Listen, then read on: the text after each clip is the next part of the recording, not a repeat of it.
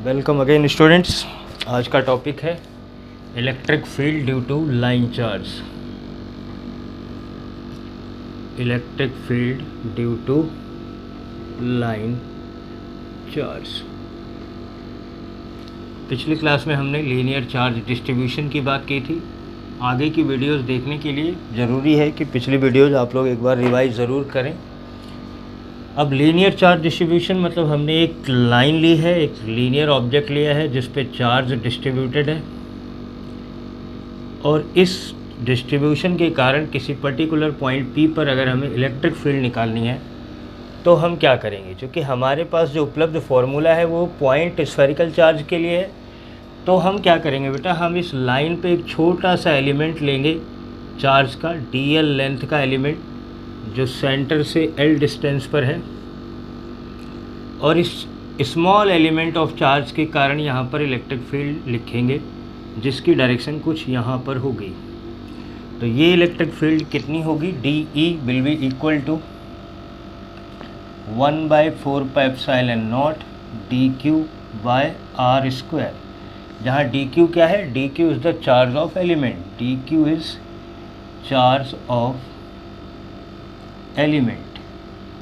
अगर पिछली क्लास में आपको ध्यान हो तो मैंने dq का फॉर्मूला बताया था लैम्डा dl, जहाँ lambda is linear charge density.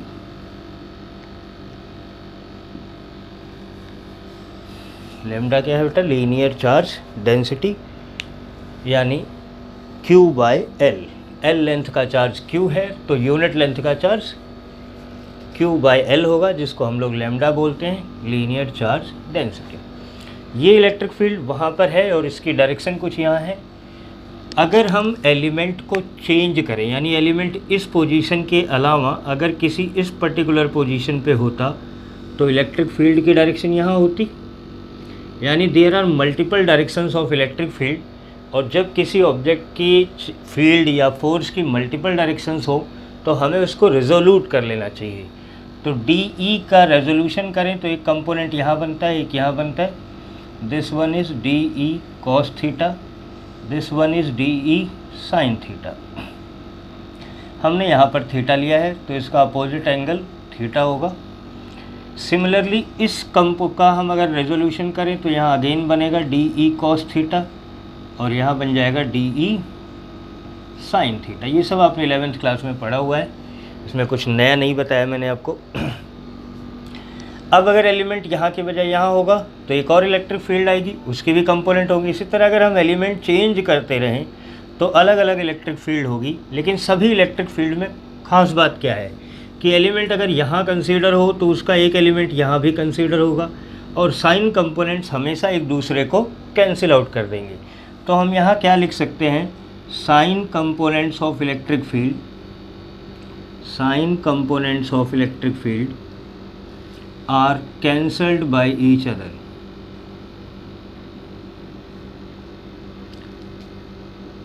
तो अगर sine component of electric field cancel हो जाते हैं, यानी वहाँ पे नहीं रह जाते हैं, ये एक दूसरे को नेग्लेक्ट कर देते हैं, तो हमारे पास सभी कंपोनेंट्स के लिए, यानी यहाँ अगर मिलियन ट्रिलियन कंपोनेंट है तो सबका केवल कॉस कंपोनेंट आएगा, और कॉस कंपोनेंट एक ही डायरेक्शन में है तो हम उन सबको डायरेक्टली ऐड कर सकते हैं। मतलब अगर मुझे electric field of the whole charge चाहिए, होल लीनियर ऑब्जेक्ट चाहिए, तो हमें इन सबको ऐड करना होगा, और मैथमेटिक्स में ऐड करने का जो प्रोसेस है वो है इंटीग्रेशन। मतलब अगर हम integration of DE cos theta कर दें तो हमें कंप्लीट वैल्यू मिल जाएगी, जहाँ DE की वैल्यू क्या है, 1/4πε0 dq may be written as lambda dl, lambda dl by r square cos theta. तो अगर हमें इलेक्ट्रिक फील्ड चाहिए तो हमें इसी को रिजोल्यूट करना होगा, यानी इसी का इंटीग्रेशन करना होगा। अब इंटीग्रेशन एक मैथमेटिकल टर्म है। इंटीग्रेशन की पहली कंडीशन क्या है, इंटीग्रेशन करने के लिए there should be a single variable. Multiple variables के साथ आप इंटीग्रेशन नहीं कर सकते। तो पहले चेक करते हैं क्या यहाँ एक वेरिएबल है या एक से ज़्यादा है। सबसे पहले हम r की बात करें, r कांस्टेंट है या वेरिएबल है, ध्यान से समझो, अगर एलिमेंट यहाँ की बजाय यहाँ पहुँचेगा तो आर चेंज हो जाएगा, this one will be r. अगर एलिमेंट यहाँ आएगा तो this one will be r, मतलब आर इज़ अ वेरिएबल। तो आर कांस्टेंट नहीं है, आर एक वेरिएबल है। तो हमारे पास इस पूरी टर्म में जिसको हमें इंटीग्रेट करना है वहाँ एक वेरिएबल है आर। ज़रा देखते हैं एल, डी एल, ये डी एल लेंथ का एलिमेंट है, इसको इंटीग्रेट करेंगे तो पूरी एल लेंथ के लिए लेना है हमें, मतलब ये भी एक तरह का वेरिएबल है। तो एक ही इक्वेशन में एक ही टर्म जिसको हमें इंटीग्रेट करना है वहाँ एक दो वेरिएबल हो गए। दो वेरिएबल के साथ तो इंटीग्रेशन पॉसिबल नहीं है। अब हम देखते थीटा, क्या थीटा कांस्टेंट है? नहीं। जब आप फिर से एलिमेंट चेंज करेंगे तो ध्यान से देखिए, थीटा फिर से बदल गया, एलिमेंट चेंज करेंगे थीटा फिर बदल गया, मतलब थीटा भी वेरिएबल है। तो एक ही टर्म में हमारे पास कितने वेरिएबल्स हो गए?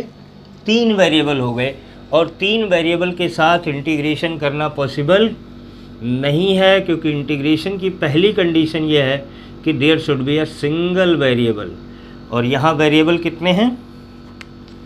3 वेरिएबल दिख रहे हैं। तो हम लोग क्या करेंगे, हम कोशिश करेंगे कि कोई 2 वेरिएबल को उठाएं और उसको तीसरे वेरिएबल के टर्म में चेंज कर दें। बात समझ में आई मैंने क्या कहा? मतलब आर और डी एल दोनों को अगर थीटा के टर्म में चेंज कर दिया जाए तो यहाँ सिंगल वेरिएबल बचेगा थीटा, तो इंटीग्रेशन करना पॉसिबल होगा। या फिर आप थीटा को आर या एल के टर्म में ले आएँ, लेकिन कन्वीनियंट हमारे लिए क्या होगा? कन्वीनियंट होगा कि आर और एल दोनों को हम थीटा के टर्म में लाएं, और उसके लिए हमें एक कांस्टेंट टर्म चाहिए। तो मिड पॉइंट से ये जो पॉइंट है, यानी mid point of the charge and point जहां हम इलेक्ट्रिक फील्ड निकालनी है, इनके बीच एक डिस्टेंस ए लेते हैं जो कि फिक्स है, यानी कि कांस्टेंट है। तो a is a constant, theta is a variable, r और एल दोनों को हम थीटा की टर्म में चेंज करेंगे। तो थीटा की टर्म में चेंज करने के लिए इस पूरे ट्रायंगल में हम ट्रिगोनोमेट्री अप्लाई करेंगे। अब ट्रिगोनोमेट्री अप्लाई करते हैं तो ज़रा ध्यान से देखना, एल और आर और थीटा और ए इनको रिलेट करना है। तो सबसे पहले आर को रिलेट करते हैं, r by a is sec theta, r is hypotenuse divided by a is base, hypotenuse by base क्या होता है? Cos theta. आपने पढ़ा हुआ है ना PBH, पंडित बद्री प्रसाद हर हर भोले, ये टॉपिक पढ़े हुए हैं आपने, P/H। तो यहाँ ध्यान से देखें, H/B it's a sec theta, H/B cos theta नहीं होता है बल्कि सेक थीटा होता है, B/H कॉस थीटा होता है। तो R/A क्या हो गया? Sec theta. तो R इज इक्वल टू क्या बन गया? A sec theta. तो क्या हमने R को थीटा के टर्म में चेंज कर दिया? एक कांस्टेंट आया A, उससे तो फ़र्क पड़ता नहीं कांस्टेंट टर्म से। तो R हमारा जो यहाँ वेरिएबल था वो अब थीटा के टर्म में चेंज हो चुका है। बचता है L, तो ज़रा L को भी इसी तरह से देखते हैं, L/A मतलब perpendicular by base, this is perpendicular, this is base, perpendicular by base is tan theta. तो L इज इक्वल टू क्या हो जाएगा बेटा? A tan theta, and DL by d theta will be equal to A sec square theta. L large term है, इसको DL बनाना है यानी स्मॉल टर्म, लार्ज टर्म को स्मॉल टर्म बनाने के लिए डिफ्रेंशिएशन, स्मॉल को लार्ज करने के लिए इंटीग्रेशन। तो यहाँ हमने डिफ्रेंशिएशन किया, इस हिसाब से DL इज इक्वल टू क्या हो गया? A sec square theta D theta. तो हमारी सभी टर्म्स लगभग चेंज हो चुकी हैं। R को भी हमने थीटा के टर्म में लिख लिया, DL को भी हमने थीटा के टर्म में लिख दिया। अब ये सभी वैल्यूज उठा के यहाँ पे सब्स्टिट्यूट कर देंगे और उससे फिर हमें इंटीग्रेशन मिल जाएगा। ये डायग्राम आप लोग नोट कर लें, फिर हम इसको मिटा देते हैं।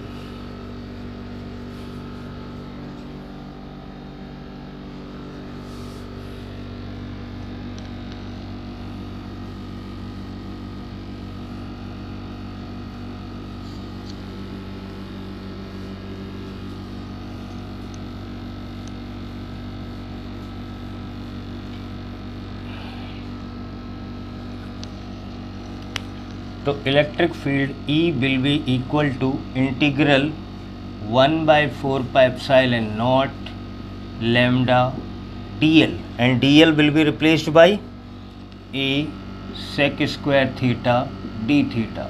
यहाँ देखें dl को हमने रिप्लेस कर दिया A sec square theta D theta से, divided by R square and R is replaced by A sec theta, A sec theta का स्क्वायर। यहाँ क्या है बेटा, कॉस थीटा। तो सेक स्क्वायर से सेक स्क्वायर कैंसिल हो गया, 1/4πε0 lambda by A cos theta D theta. बाकी सब कुछ कैंसिल हो चुका है। यहाँ वेरिएबल थीटा है तो इंटीग्रेशन भी हम थीटा का ही करेंगे। कॉस थीटा का इंटीग्रेशन करना है। अब सवाल उठता है कि इसकी लिमिट कहाँ से कहाँ तक होगी। Then again we have to go on figure. अगर हम फिगर पे दोबारा जाएं तो ध्यान से देखना, ऐसा एक लाइन चार्ज था, यहाँ एक पॉइंट था P और एलिमेंट के लिए जो एंगल हमने बनाया था वो थीटा था। अब अगर इस वायर की लेंथ इनफाइनाइट हो, अगर वायर की लेंथ इनफाइनाइट हो तो एलिमेंट के हिसाब से थीटा बढ़ता जाएगा।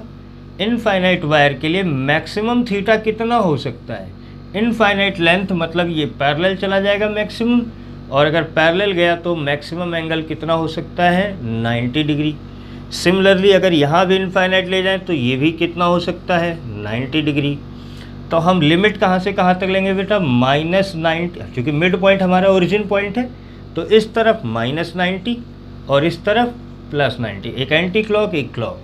तो लिमिट हमने लगा दी फ्रॉम -90 टू +90।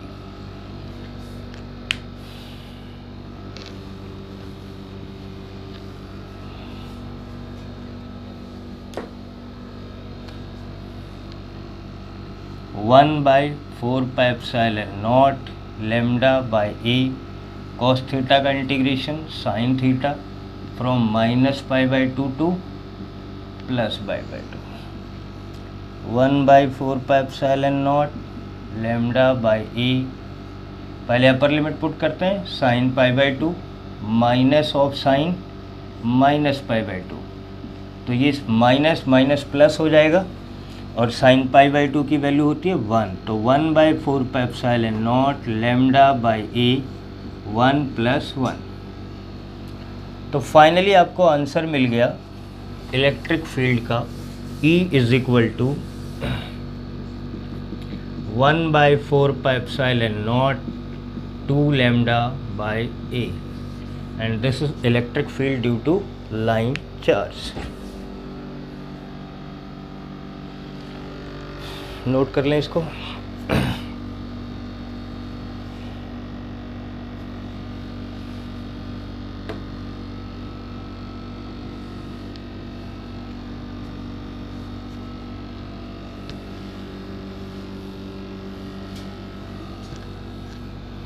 इसी तरह से एक और चार्ज डिस्ट्रीब्यूशन ले लेते हैं हम।